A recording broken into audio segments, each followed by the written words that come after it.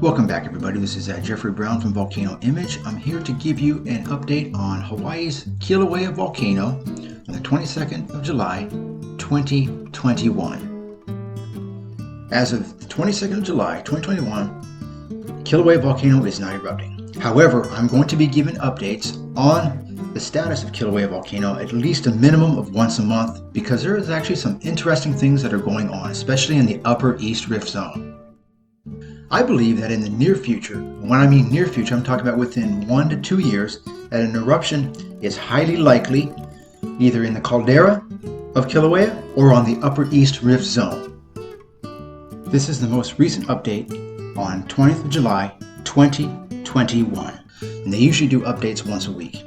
As you can see right here, Kilauea Volcano is not erupting.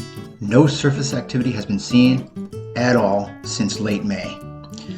Now at the summit, the most recent sulfur dioxide emissions that have been measured on the 14th of August was about 60 tons per day, which is approaching levels associated with the non-eruptive period from late 2018 to late 2020, and are significantly lower than the emission rates that averaged over 600 tons per day from mid-February to mid-April. The summit tilt meters recorded one deflation and inflation cycle over the past week, and continued gradual inflation. The Mauna Ulu lava lake is completely crusted over, and no surface activity nor any lava has been seen at all since the end of May. Now if you look at this thermal at this spot right here, you can tell that it's still very hot underneath the solid crust of the Mauna Ulu lava lake. It may take months or even years for the entire lava lake to completely solidify. Now take a look at this paragraph right here in the East Rift Zone. As of right now, there's no activity in the East Rift Zone. There's no eruptions whatsoever. However, the monitors indicate that the summit and the Upper East Rift Zone between the summit and Pu'u O'o is refilling at rates similar to those measured over the past 2 years before December 2020 eruption.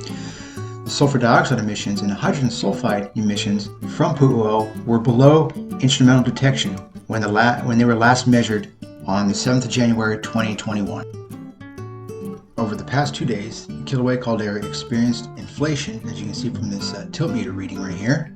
You can see it goes up, that means it's inflating.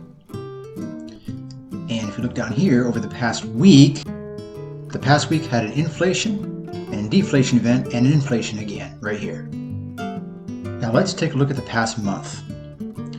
The general direction has been inflation, even though there are many inflation and deflation events going on. The general trend is going upward. That means magma is refilling the caldera and the Upper East Rift Zone. The general trend is gradual inflation.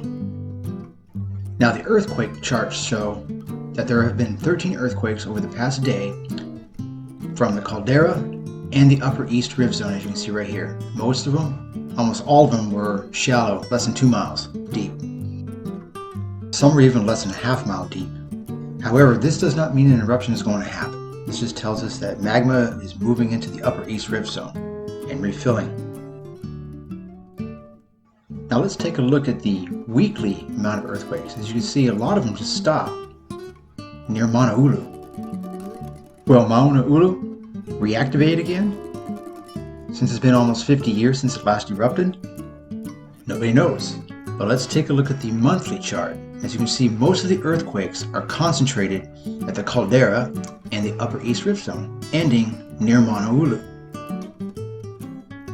The Upper East Rift Zone and the Kilauea caldera, which is outlined in the red, has the highest probability of an eruption within the next 2 years. I'm going to record screenshots of these earthquakes every day to see if there's any patterns.